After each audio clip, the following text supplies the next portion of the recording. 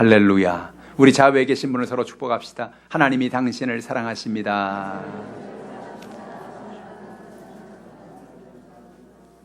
오늘 하나님이 저 여러분을 사랑하시고 오늘도 예수님 안에서 좋은 일이 있습니다. 여러분과 함께 창세기 1장 1절로 5절의 말씀에 근거해서 성령님은 누구십니까? 이런 제목으로 은혜의 말씀을 나누겠습니다. 성경에 보면 성부 하나님, 성자 하나님, 성령 하나님에 대한 이야기가 나오지요. 그래서 하나님의 성령께서는 성부와 성자와 함께 온 세상을 창조하시고 모든 세상을 보존하시고 인도하시고 역사하시는 것을 볼 수가 있습니다. 오늘 성경에 나오는 창세기 1장의 본문에 보니까 성령에 대한 말씀이 나옵니다. 성경에 보면 성령은 여러 가지 명칭으로 불립니다. 어떤 데는 하나님의 영이라고 불리기도 하고, 어떤 데는 야훼의 영이라고 불리기도 하고, 어떤 데는 주의 신, 주의 영, 이런 식으로 많은 명칭으로 불리는데 다 똑같은 성령을 의미하고 있는 것입니다. 성령은 어떤 분일까요? 성령은 오늘 우리에게 어떤 이야기를 하고 계십니까? 오늘 본문을 통해서 하나님의 은혜를 나누기로 합니다. 첫 번째로 성령은 창조의 영이십니다. 성령이란 말, 사도행전에도 나오는 많은 성령의 역사, 또 우리 창세기에 나오는 성령의 역사, 많은 성령의 역사가 나오지만 이 영이라는 말, 성령이라는 말이 나올 때 영이라는 말은 루아크라는 그 히브리어로 구성되어 있는 것을 알 수 있어요. 루아크라는 말은 원래 바람 또는 공기, 영, 그런 의미를 갖고 있어요. 이 방 안에 지금 바람이 불고 있어요. 우리가 에어컨을 틀어놔서 바람이 불긴 하지만 여러분 에어컨을 꺼도 이 방 안은 계속해서 바람이 있어요. 그래서 뜨거운 공기와 찬 공기가 위아래로 이렇게 움직이면서 계속 바람이 움직이고 있어요. 이 안에 공기가 있습니다. 그래서 우리가 공기를 쉬고 들이쉬고 내쉴 수가 있는 거죠. 오늘 여러분 마치 우리 옆에 바람이 늘 있듯이, 우리 옆에 늘 공기가 있듯이 성령은 늘 우리 옆에 와 계세요. 우리 안에 들어오세요. 우리 옆에 계세요. 무슨 얘기냐면 그 성령께서 늘 우리와 함께 하셔서 우리에게 창조의 영으로 역사하고 있다는 것입니다. 우리가 읽은 본문의 창세기 1장 1절로 2절 말씀 다시 한번 읽어보겠어요. 태초에 하나님이 천지를 창조하시니라. 땅이 혼돈하고 공허하며 흑암이 깊음 위에 있고 하나님의 영은 수면 위에 운행하시니라. 태초에 하나님이 천지를 창조하실 때입니다. 아직 하나님이 창조하기 이전이에요. 이전에 땅이 혼돈해 있습니다. 공허합니다. 모든 것이 흑암의 아주 깊음 속에 서 있습니다. 아직 빛이 창조되기 전의 사건이죠. 근데 그 순간에 하나님의 영, 바로 성령을 말하는 겁니다. 성령은 하나님이 모든 걸 창조하기 전에도 이미 흑암과 공허와 여러 가지 연약한 어려움 속에서도 그 모든 것을 품고 계시는 것을 봐요. 마치 수면 위에 성령이 그 모든 수면을 품고 있듯이, 마치 어미닭이 달걀을 품고 있듯이 하나님의 영이 온 세계를, 창조전의 세계를 품고 계십니다. 하나님 말씀하시죠. 빛이 있으라 하매 성령께서 나가셔서 모든 창조의 역사들을 행하시고 역사하시는 것을 볼 수가 있습니다. 그래서 성령은 창조의 영이 되십니다. 여러분, 우리가 인생을 살아가면서 우리의 삶 가운데 흑암이 우리의 삶을 덮을 때가 있어요. 우리의 삶이 공허하고 우리의 삶이 혼돈스럽고 우리의 삶이 마치 창조 이전의 삶처럼 답답하고 연약한 인생의 문제를 만날 때가 있어요. 가정의 문제로 남편과 아내 가운데 갈등하며 그 가정에 혼돈이 다가올 때가 있습니다. 삶 속에 부모와 자녀의 갈등으로 그 가정에 여러 가지 흑암이 다가올 때가 있습니다. 삶의 사업의 문제로, 직장의 문제로, 환경의 문제로, 내가 원하지 않는 수많은 연약함의 문제로 인해서 우리가 마치 창조 이전에 그런 혼돈과 공허함이 있는 것처럼 우리의 삶에 연약함이 있어요. 근데 놀라운 사실은 뭐냐면 그런 연약한 순간에도 성령은 오셔서 우리를 덮고 있다는 사실이에요. 우리를 도와주기 원하신다는 거예요. 우리에게 새로운 창조의 능력을 베풀어 주기를 원하신다는 거예요. 그래서 우리가 하나님의 성령의 은혜 속에서 우리가 인식하고 살아가는 것이 참 중요하다는 것입니다. 성령은 우리의 삶에 수많은 고난을 이길 수 있는 힘을 주시는 것입니다. 창세기에 보면 요셉은 하나님의 꿈을 가졌어요. 하나님께서 어느 날 형들과 아버지의 곡식단, 또 하늘의 별과 달, 아버지의 형, 또 어머니의 해와 달과 별이 자기를 향해서 절을 하는 그 꿈을 주셨어요. 그래서 그 마음속에 언젠가 우리 가족들이 나한테 이렇게 절을 하는 때가 오겠구나라고 그는 마음에 꿈을 품고 인생을 살았습니다. 근데 그의 꿈과는 달리 그의 인생은 이상하게 풀리기 시작했어요. 이런 꿈을 가졌으면 뭐든지 참 잘 되고 모두가 잘 풀릴 것 같은데, 그런데 그게 아니고 형들이 이 요셉을 너무 미워해가지고 저 애굽의 포로로 끌려가서 노예로 끌려가서 일평생을 노예로 살 수밖에 없는 고통을 가지게 되었습니다. 그 가정에서 잘 되는가 싶었는데 그 가정에는 보디발이라는 그 장군의 아내가 이 요셉이에게 추파를 던지다가 자기 마음대로 안 되니까 억울한 누명을 씌워서 감옥에 가두어 버리고 말았습니다. 고통 속의 인생을 살아가는 겁니다. 그의 삶이 혼돈입니다. 그의 삶이 고통입니다. 흑암 속에 있습니다. 그런데 하나님께서 그를 그 감옥에서 그 연약함에서 나오게 하시지요. 어떻게 하십니까? 하나님의 성령이 그와 함께 하셨기 때문입니다. 어느 날 그가 감옥에 있는데 어떤 사람이 꿈을 꾼 얘기를 합니다. 내가 이런 꿈을 꿨는데 무슨 꿈인지 모르겠어요. 꿈을 가만히 들어보니까 이 사람이 이제 복직을 할 꿈입니다. 왕의 감옥에서 나갈 꿈입니다. 당신은 곧 복직을 하게 될 것입니다. 그랬더니 정말로 이 사람이 꿈꾼 대로 복직이 돼서 나가게 됐어요. 나가게 되면 날 좀 기억하십시오. 내가 아무런 일 없이 내가 억울하게 여기 들어와 있습니다. 날 좀 도와주십시오 라고 말했지만 이 사람은 잊어버립니다.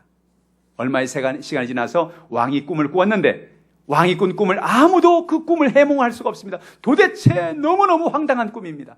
그래서 많은 사람들이 박사, 점술가, 모든 꿈을 해몽하는 사람을 다 불러왔지만은 이 꿈의 뜻을 알지 못해요. 그럴 때 갑자기 생각난 사람이 누굽니까? 감옥에 들어갔다가 자기 꿈이 해몽이 돼서 복직된 사람이 그 감옥 안에는 요셉이 생각이 난 거죠.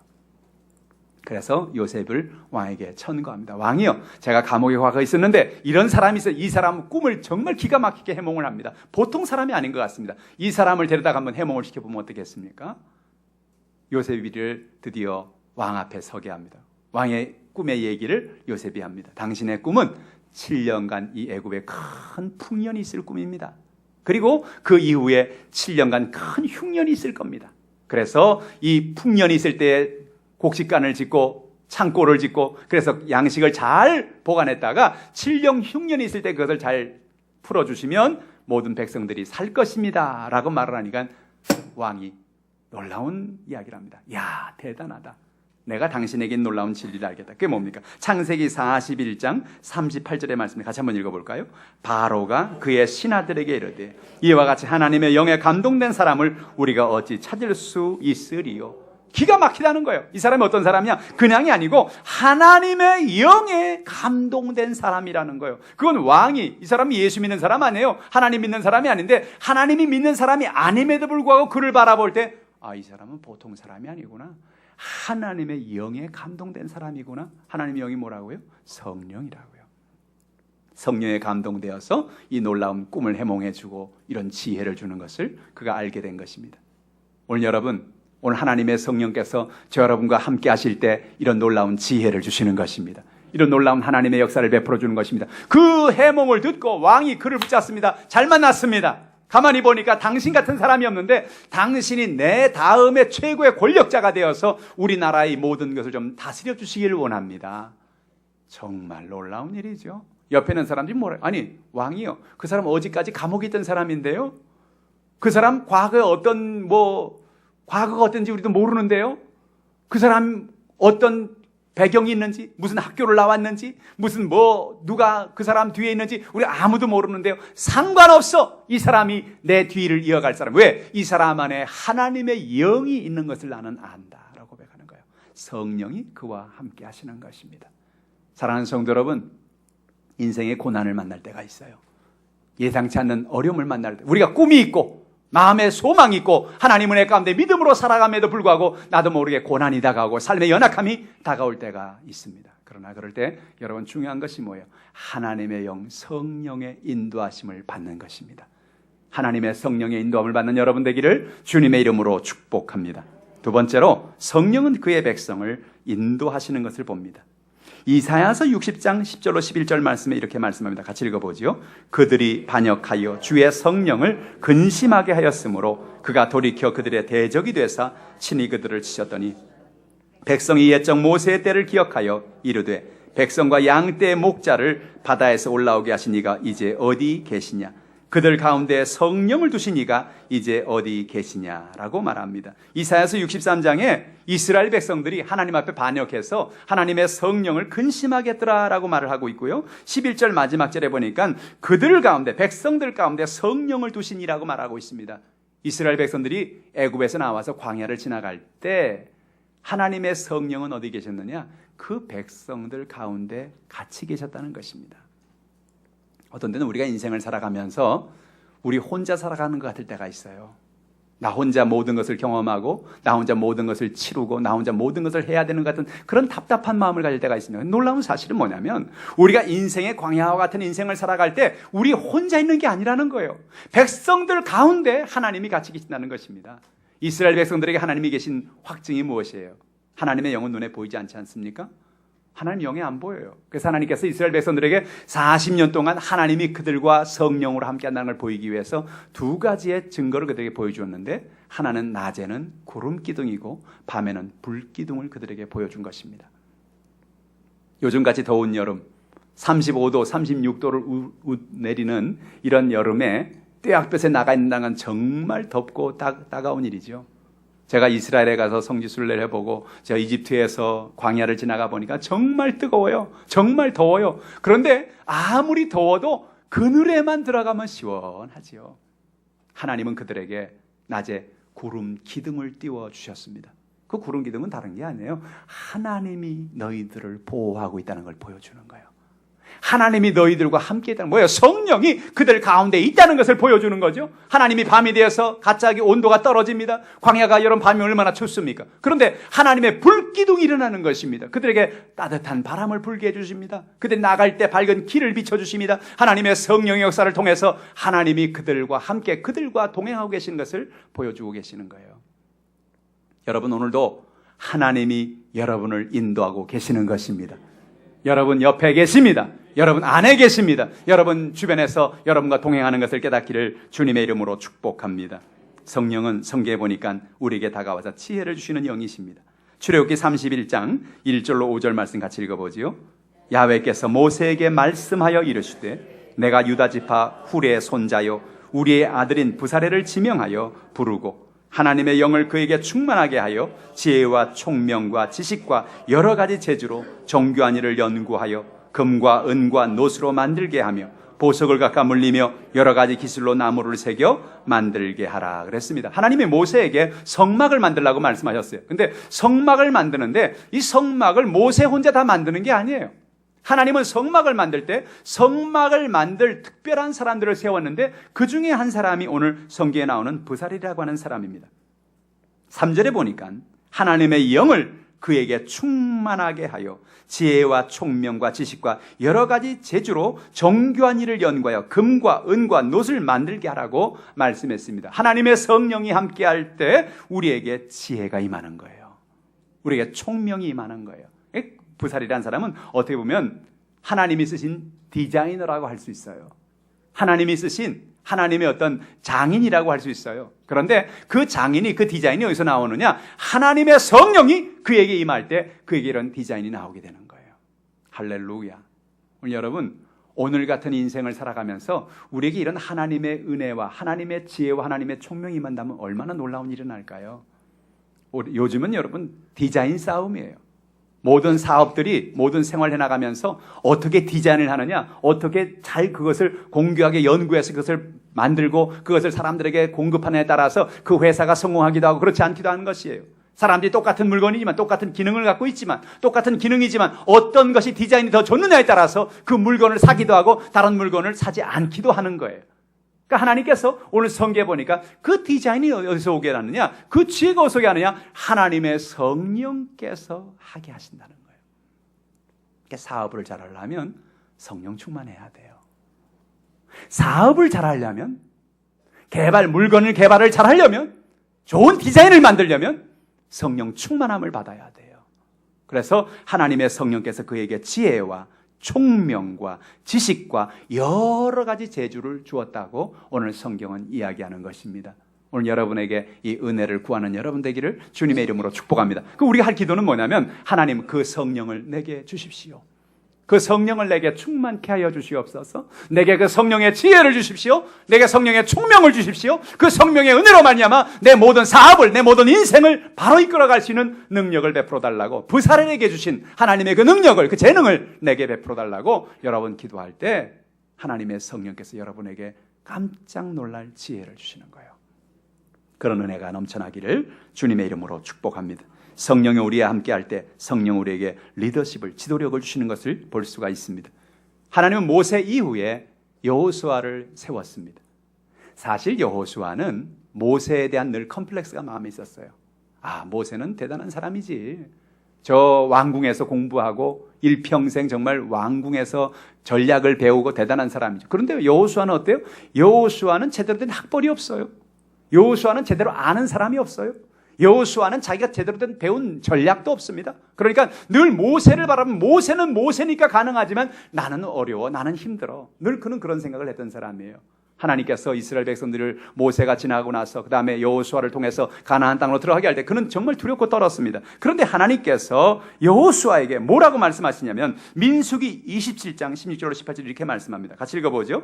야훼 모든 육체의 생명의 하나님이시여 원하건대 한 사람을 회중 위에 세워서 그로 그들 앞에 출입하며 그들을 인도하여 출입하게 하사 야훼 회중이 목자 없는 양과 같이 되지 않게 하옵소서. 야훼께서 모세에게 이르시되 눈의 아들 여호수아는 그 안에 영이 머무는 자니 너는 데려다가 그에게 안수하고 라고 성경은 말합니다. 오늘 뭐라고 말해요? 모세의 기도예요. 하나님 모든 육체의 생명의 하나님이요 원하건대 한 사람을 이 회중 위에 세워주십시오. 왜? 나는 이제 이 모든 회중을 마치는 걸 이제 마무리에 대했으니까 내 뒤에 누군가 한 사람을 세워달라는 거예요. 근데 하나님께서 모세에게 이르시되 눈의 아들 여호수아를 세우라는 겁니다. 모세도 좀 이상했을 거예요. 아니 하나님 모세 나는 뭐 그 정도지만 여호수아는 특별한 사람이 아닌데요. 여호수아는 뭐 특별한 대학을 나온 것도 아니고요. 뭐 특별한 학벌이 있는 것도 아니고요. 특별한 배경이 있는 것도 아닌데요. 근데 하나님께서 여호수아에게 말하는 중요한 말씀이 그 다음에 나오는데 여호수아는 그 안에 영이 머무는 자라고 하나님 말씀하십니다. 그가 하버드 대학을 나왔다? 그 가정의 배경이 어떤 배경이 있다? 그 어떤 전략이 있다? 그런 얘기를 하지 않았어요. 그가 다른 사람과 다른 것이 하나 있는데 여호수아가 너의 다음을 이어서 중요한 지도자가 될 수 있는 중요한 이유는 그 안에 하나님의 성령이 머물고 있다는 것이에요. 이렇게 중요한 거예요. 하나님의 영이 머물면 그는 지도자가 됩니다. 하나님의 성령의 인도하심을 받고 살면 그는 지도자가 됩니다. 여호수아가 아무것도 아닌 사람이었어요. 그는 자기 스스로를 생각할 때도 너무나 겁나는 거예요. 내가 어떻게 이 백성들을 인도할 수 있을까? 자기 스스로를 생각해서 자기를 너무 잘하는 거예요. 근데 놀라운 사실은 내가 연약하고 내가 부족하고 내가 아무것도 아니지만 내 안에 하나님의 영 성령이 나를 인도하실 때 할 수 있다는 거죠. 하나님이 인도하신다는 거예요. 하나님이 역사하신다는 거예요. 오늘 성령의 인도함을 받는 여러분 되기를 주님의 이름으로 축복합니다. 세 번째로 성령은 특별한 사역을 위해서 권능을 주십니다. 구약 성경에 특별히 하나님께서 성령을 베푸신 특별한 부류의 사람들이 있어요. 그 대부분의 사람들 보면 사사 같은 사람들, 제사장이나 선지자 같은 사람들 또는 왕과 같은 사람들에게 하나님이 그들에게 성령의 능력을 부으셨어요. 사사가 무엇입니까? 이스라엘 백성들에게 하나님이 왕을 주기 전에 하나님은 그들에게 사사를 세웠어요. 하나님 처음부터 그들에게 왕을 준 게 아닙니다. 가나안 땅에 메소포타미아에 주변에 많은 나라에 다 왕들이 있었어요. 이스라엘 백성들 하나님 우리도 왕을 좀 주십시오. 우리도 왕을 주세요. 왜? 왕이 있어서 왕 밑에 상비군이 있어서 늘 왕이 나라를 지키고 군인이 백성들을 지키면 두려움이 없다는 거죠. 근데 당시 이스라엘은 어떠냐? 이스라엘은 당시에 상비군이 없었어요. 왕이 없었어요. 그러니까 만약에 외적이 쳐들어오면 어떤 일이 납니까? 외적이 쳐들어오면 그때 나팔 부는 거예요. 빰빠바밤 나팔 불어요. 그래서 왜 나팔 부냐 그랬더니 지금 블레셋이 쳐들어왔다는 거예요. 미디안이 쳐들어왔다는 거예요. 빨리 모여서 우리 전쟁 나가자. 아니 이렇게 해서 어떻게 전쟁을 하겠냐는 거예요. 여러분 요즘에 이런 나라 봤어요? 요즘에 이렇게 전쟁 이렇게 아무것도 안 하고 있다가 농사하고 있다가 뭐 다른 일 하고 있다가 갑자기 나팔 부면 모여가지고 전쟁 나가자 그런 나라 봤어요? 이상하잖아요. 어떻게 이럴 수가 있냐고요. 그 이유는 뭐냐? 이스라엘은 하나님이 왕이라는 거예요.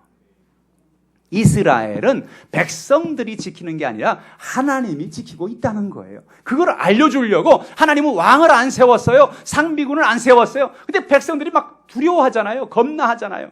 그래서 하나님이 유일하게 세운 것이 사사라는 사람들이에요. 사사는 지도자인데 요즘으로 말하면 재판관 같은 사람들이에요. 사람들이 때로 살다 보면 억울한 일을 당하고 연약한 일 당할 때가 있잖아요. 그럼 가서 사사한테 가서 무슨 누가 잘못했습니까? 누가 옳습니까? 그 재판의 일을 사사들이 하는 거죠. 사사들이 그 일만 할 만이 아니라 외부에서 적이 쳐들어오면 모든 백성들을 모아서 나가 전쟁을 하는 일을 사사들이 감당했습니다. 근데 사사들이 이 일을 감당하게 된 것은 그들의 능력이 아니었던 것을 성경은 말합니다. 성경에 사사들이 주의 일을 할 때마다 그들에게 반드시 반복되는 말이 있는데 그게 뭐냐? 하나님 야훼의 영이 그들과 함께 하시더라라고 성경은 말합니다. 사사기 3장 10절 같이 한번 읽어볼까요?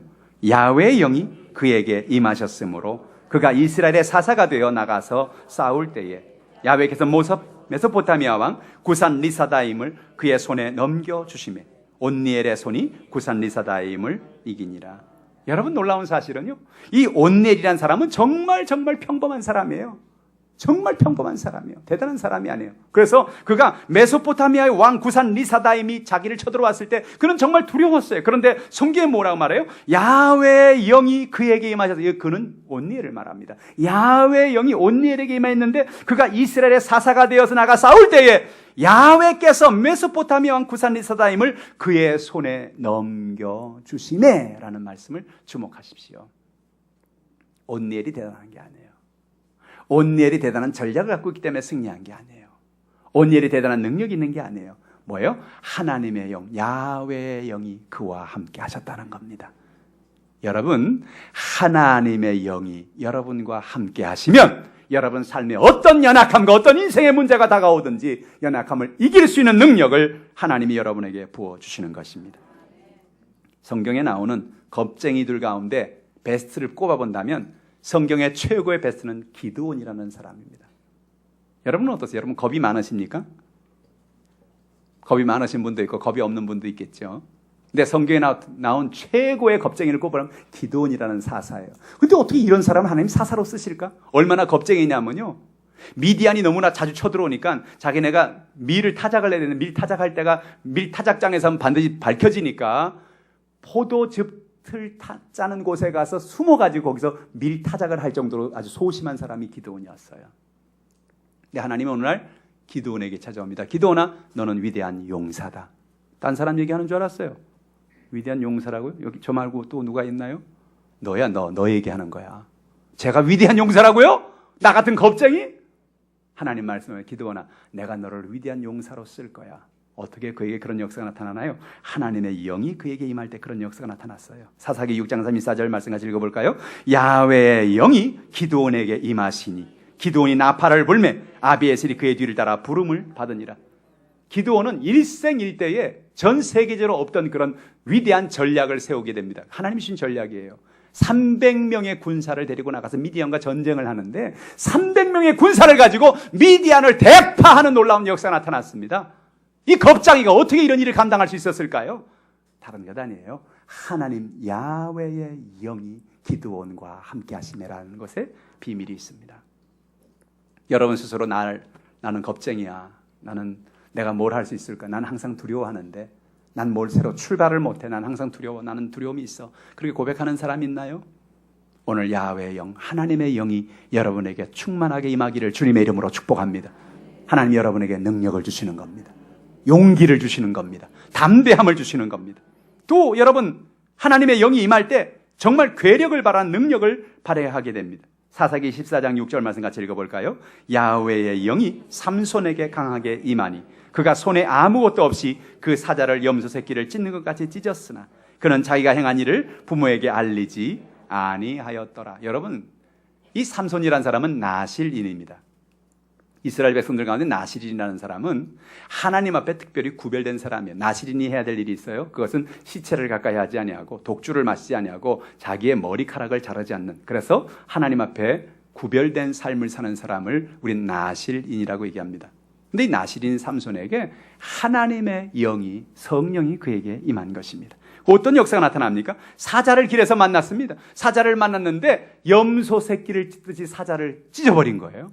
사자가, 삼손이 나타나니까 배고픈 사자가 사람 하나 잡아먹게 생겼구나 하고 이거 온 거예요. 근데 삼손이 너 잘 만나, 일로 와. 그러더니 사자 턱을 딱 잡으니 쫙 찢어버린 거예요. 참, 사자도 잘못 만난 거죠, 사람을. 사자가 얼마나 창피했겠어요. 이럴 수가 있나. 내가 사자인데 말이야. 사람에 잡혀가지고 이렇게 찢겨지다니. 할렐루야. 이 괴력이 어디서 나타나는 겁니까?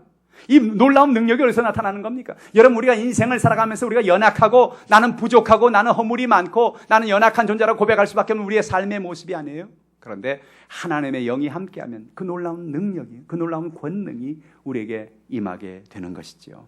오늘 여러분에게 이런 놀라운 은혜가, 권능이 임하기를 주님의 이름으로 축복합니다. 또한 성경에 보면 하나님은 선지자들에게 하나님의 성령의 능력을 부어서 그의 사역을 감당하게 합니다. 당시에 성경에 나오는 이사야라든지 다니엘이라든지 예레미야라든지 이런 선지자들, 또 소선지에 나오는 미가라든지 이런 선지자들을 보면 그들이 선지자의 사명을 감당하는 것이 쉬운 일만은 아니었어요. 요즘 가짜 뉴스라는 거 여러분 잘 보시죠. 사람들에게 어떤 유언비어 이런 거 여러분 보시죠. 당시에 선지자들은 왕이나 주변의 사람으로 볼 때는 가짜 뉴스를 만드는 사람처럼 보였습니다. 좋은 말만 하면 얼마나 좋겠어요. 하나님이 이스라엘에 복을 주신다. 하나님 우리에게 축복하신다. 우리를 은혜 주신다. 그런 말만 하면 선지자가 얼마나 사람들에게 환영을 받겠어요. 근데 이사야하고 예레미야하고 미가고 이런 다 어떤 선지자냐면 우리는 망한다. 북방 나라가 쳐들어와서 우리를 다 죽을 거다. 우리 다 포로가 될 거다. 이런 얘기를 하는 거예요. 그러니까 이거 어떻게 되겠어요? 왕이 그런 얘기를 하는 선지자를, 그런 사람을 뭐라 그러겠냐고요? 저거 안 되겠네.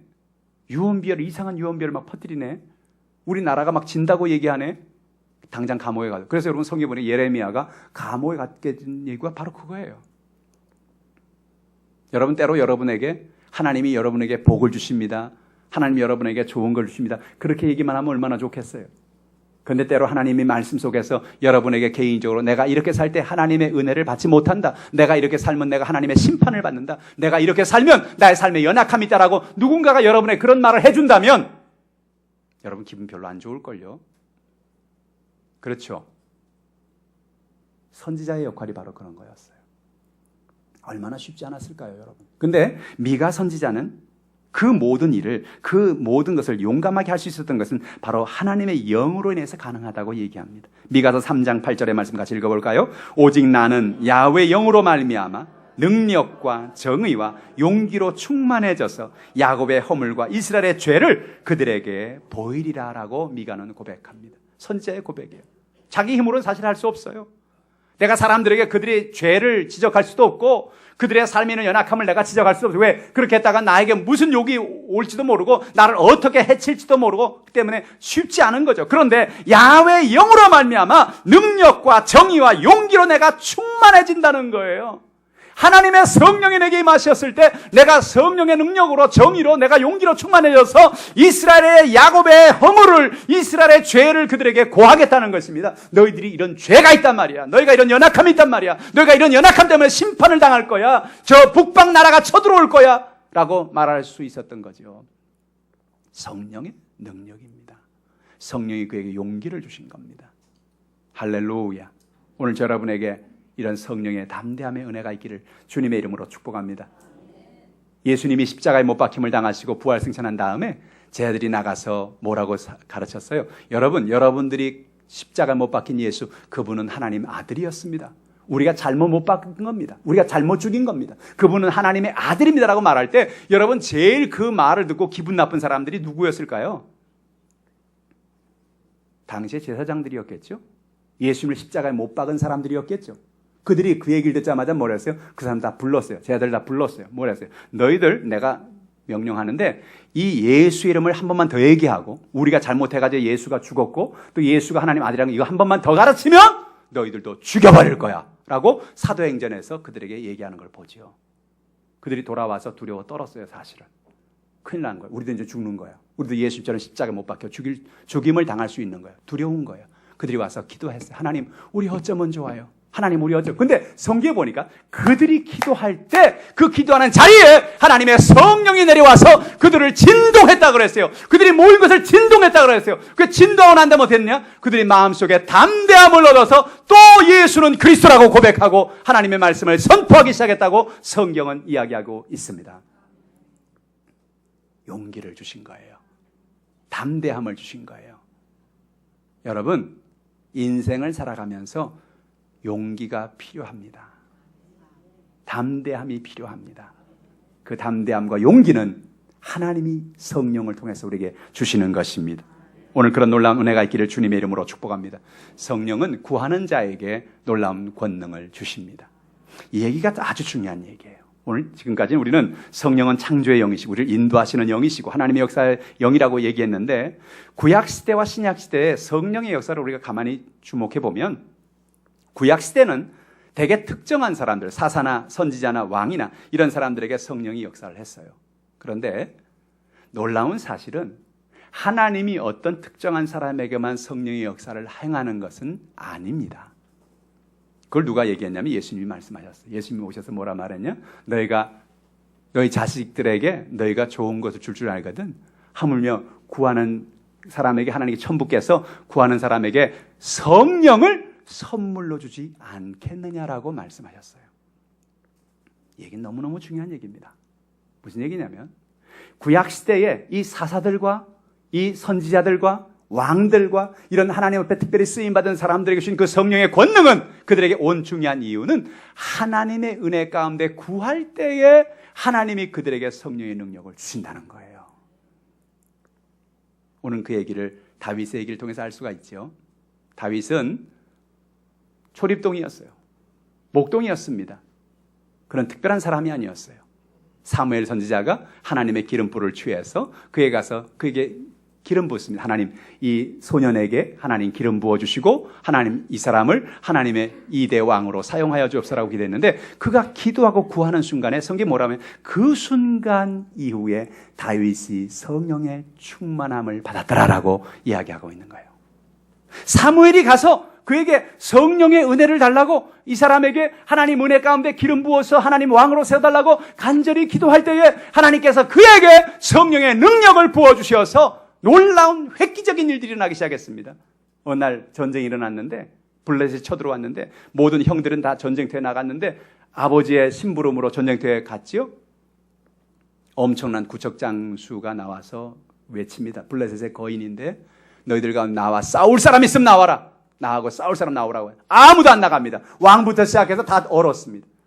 너무너무 키도 크고 몸에 갑옷을 입고, 그 사람은 전쟁터에서 뼈가 굵었고 나가면 한 칼에 그냥 다 죽을 것 같으니까 못 나갑니다. 그런데 그 많은 사람 가운데 그 형들을 위문왔던, 형들을 그냥 방문해왔던, 군인도 아니고 전략도 없고 훈련도 해본 적이 없던 다윗이라는 소년이 손듭니다. 내가 나가겠습니다.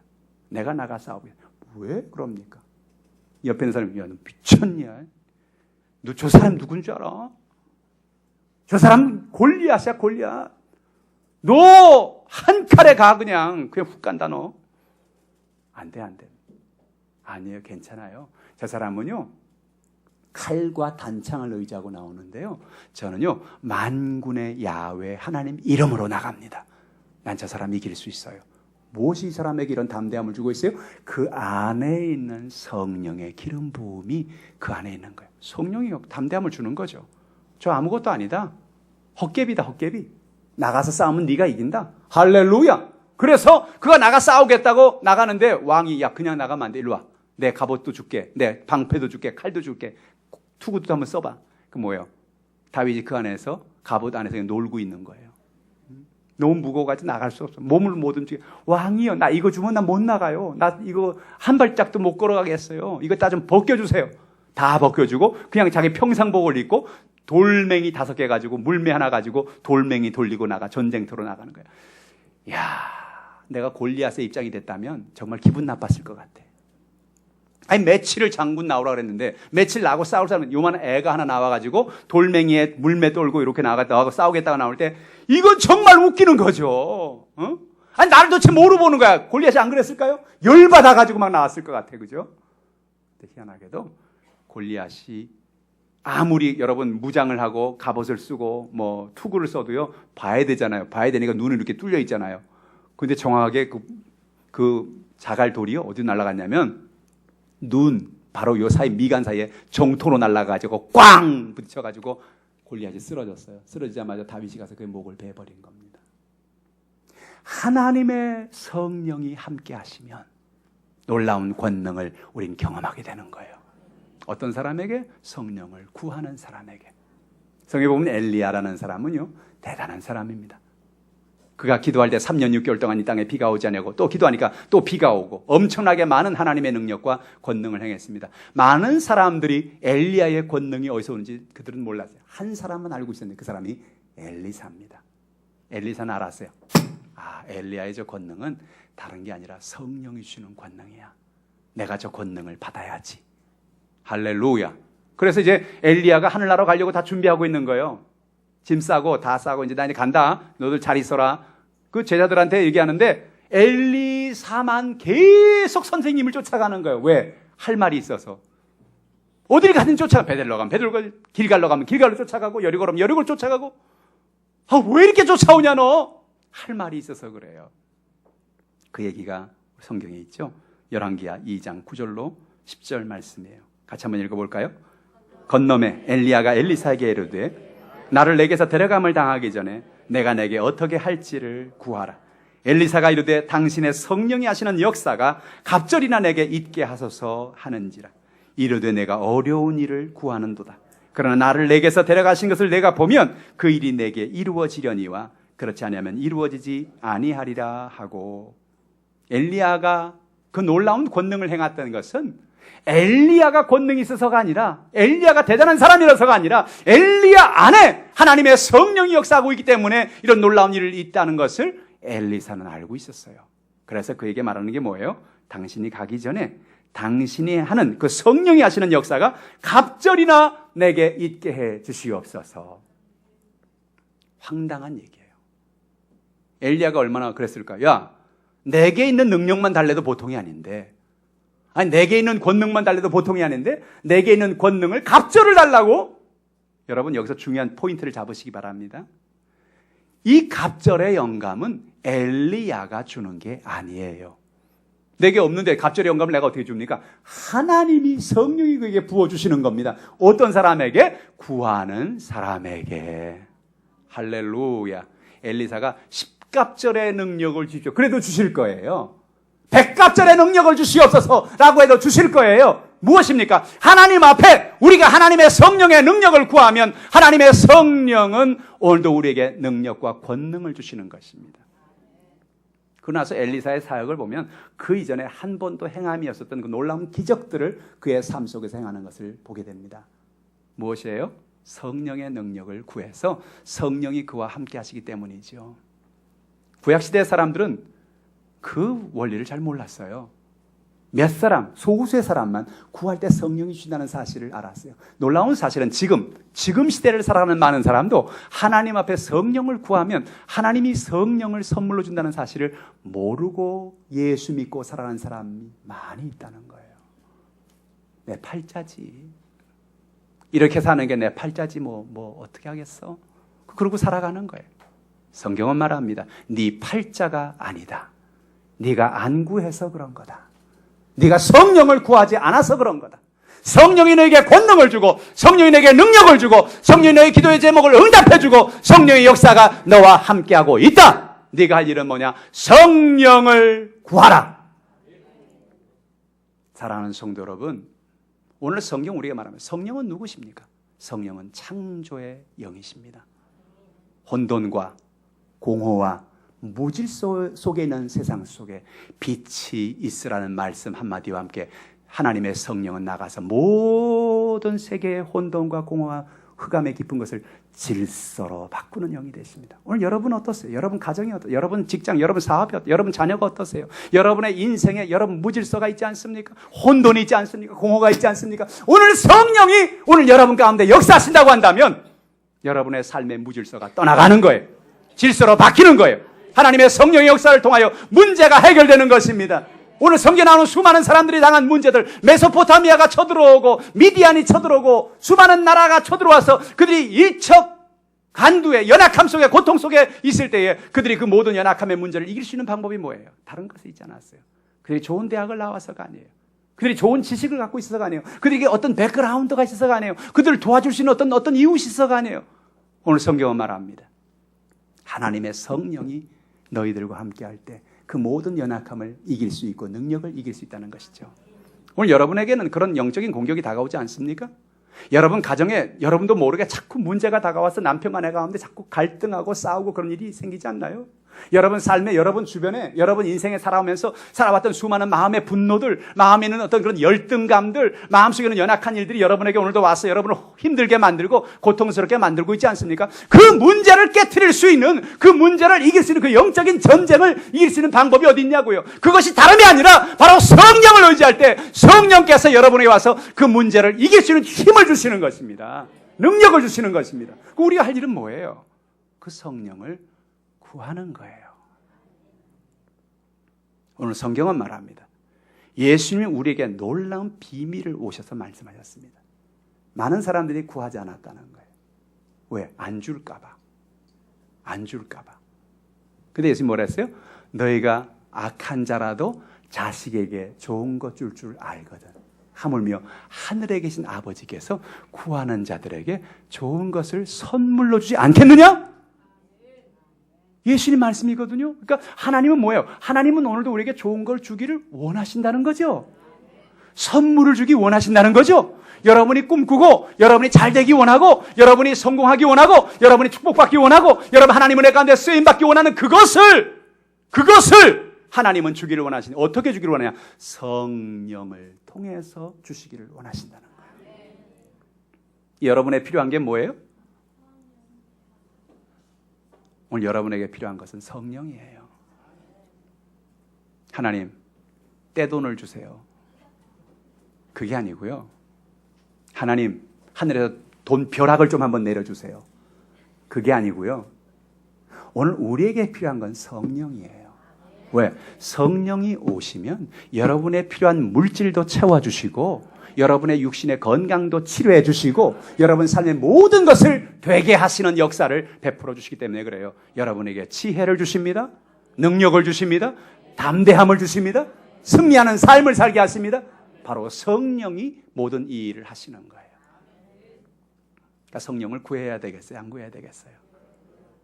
성령을 구한다는 얘기는 다른 말로 말하면 기도하라는 얘기예요. 기도를 통해서 우리는 성령을 만나게 됩니다. 오늘 여러분 이번 한 주간에 제가 여러분에게 바라는 것은 여러분의 삶의 현장에 성령을 모셔드리십시오. 여러분 가정의 현장에, 여러분의 사업의 현장에, 여러분 인생의 공허와 혼돈 있는 삶의 현장에 성령을 초대하십시오. 성령님 오시옵소서. 나를 도와주세요. 남편 간의 관계에 와서 도와주세요. 우리 가정의 답답한 것에서 도와주세요. 우리 육신의 병을 도와주세요. 성령이여 역사해 주시옵소서. 성령이 오셔서 이스라엘 백성들에게 놀라운 승리를 주신 것 같이 이번 한 주간도 여러분에게 놀라운 승리를 주시기를 주님의 이름으로 축원합니다. 기도하겠습니다. 하나님 아버지, 하나님의 놀라우신 은혜와 사랑을 감사를 드립니다. 우리가 인생을 살아가면서 성령의 충만함을 받고 성령의 인도하심을 받고 살아가는 것이 얼마나 중요한가를 오늘 말씀을 통해 깨달았습니다. 창조의 영이신 성령이요, 오늘도 우리에게 와서 수면 위에 운행하시는 성령께서 우리의 가정, 우리의 생활, 우리의 자녀, 우리의 인생의 모든 것에 오셔서 그 수면 위에 운행하시며 우리에게 바람같이, 공기같이, 영같이 우리와 함께 하시고 동행하시니 감사합니다. 그 성령님을 환영합니다. 모셔드립니다. 의지합니다. 성령이여 오시옵소서. 성령이여 기름 부어주시옵소서. 모든 개인 각자에게 성령의 능력을 더하여 주시옵소서. 마치 하나님께서 성령을 사사에게 부어 사사를 통하여 큰 승리를 거두었던 것처럼 하나님이 다윗에게 성령의 능력을 주어 하나님의 큰 승리를 거두게 하신 것처럼 하나님이 엘리야에게 성령의 능력을 부어 하나님의 큰 역사를 이루신 것처럼 이번 한 주간 우리 성도들이 당면하고 있는 수많은 어둠과 혼돈과 연약함 속에서 자유케 하여 주시옵시고 주의 놀라운 권능에서 승리하게 도와주시옵소서. 육신의 질병에서 벗어나게 하시고 하늘나라가 임하게 도와주시옵시고 그래서 하나님의 영광 가운데 살기에 부족함이 없는 인생이 되게 하여 주시옵소서. 감사드리며 예수님의 이름으로 기도합나이다. 아멘.